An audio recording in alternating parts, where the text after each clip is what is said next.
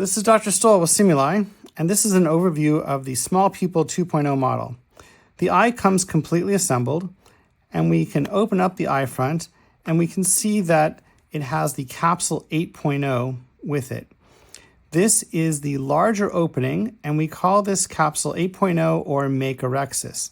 The reason this is provided with this eye is so that we can combine small pupil management with CCC creation if we need to. That does require a few other parts, and we'll go over that more later. Looking at the eye front, we see that there is a durable and reusable anterior capsule membrane in place. This is not to be used for CCC. It's there to provide an anterior capsule that can be reused multiple times when working with small pupil devices. A nice feature is that this is removable.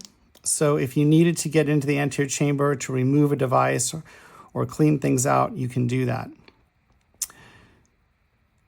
When you want to reinstall this, you must note that there's a thickness to this ring, and there's a smooth side and a side with a step down. We want the smooth side up or anteriorly.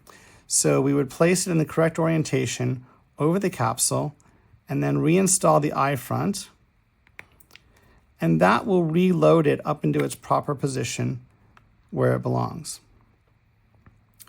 To prep the eye, we just need to pressurize the capsule. So we will first put some viscoelastic behind the anterior capsule, and we will put additional visco agent into the capsular bag. It doesn't matter exactly how much, just enough so it's spilling out.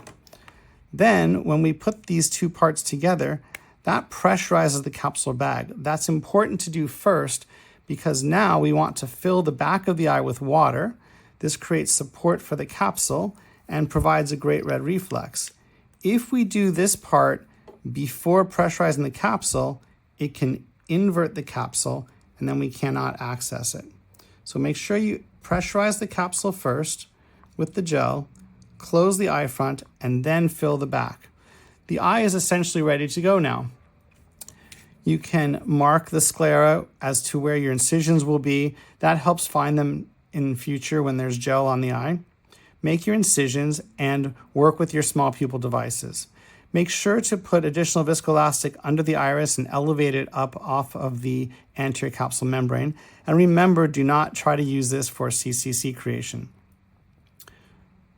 There are two different versions of the small pupil model. There's Small Pupil 2.0 and Small Pupil 2.0 Malyugin. This is the Malyugin version. The difference is just in the iris material and the pupil size.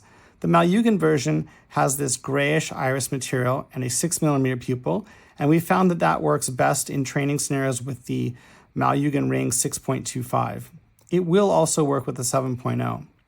The other version is Small Pupil 2.0, which is the non-Malyugin version, and that has our hydro iris material, which is a more realistic tissue realism model, and it also has a slightly smaller pupil of 5mm. So I like that one a lot for a lot of things, but perhaps for the Malyugin 6.25 ring, go with the Malyugin version.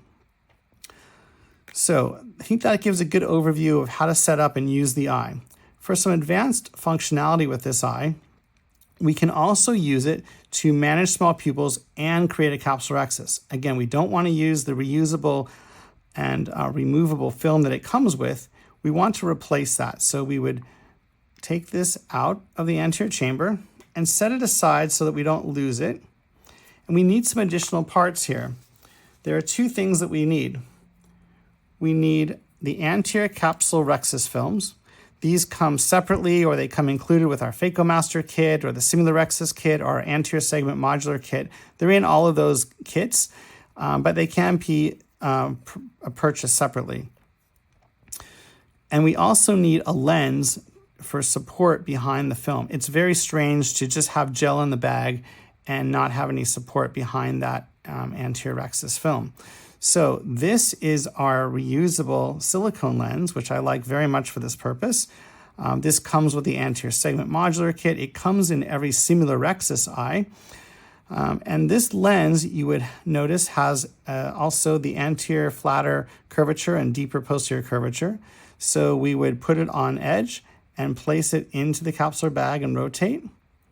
And then we would take our anterior capsule rhexis film with the white side up or anteriorly, and we place it over that lens and gel, and that will stay in place because of the gel. And now we put this back together. So essentially we've replaced the removable durable membrane with the rhexis film that is meant to be torn and consumed. Now we would manage the small pupil, do our capsulotomy, remove the small pupil device, and then when we want to do it again, we would open the eye. We would find our anterior capsule film is up in the eye front usually. It would have a rhexis made in it. We would remove this, and that would be a discard. And then you can take a new film and place it over there and start again. Or if you want to put it back to the original configuration, we would use our removable and reusable anterior capsule film and put that back in again with the correct orientation with the flat, smooth side up, and put the eye front back together. And you can just leave that lens. If you've obtained that lens, just leave it in the eye for storage and future use. So I hope that gives you a good overview of the Small Pupil 2.0 model. Again, the two different versions, 2.0 and 2.0 Malyugin. The fact that the anterior capsule is removable so that we can access the anterior chamber to remove devices that may have gotten stuck. Or we can work with a lens in the capsule and our anterior capsule films and use it to not only manage small pupils, but to create a rhexis. So there's a lot of functionality and versatility that we can get from this model.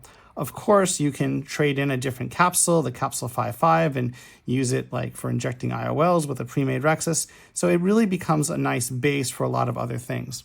So I hope that's a good overview for you, and thanks for listening.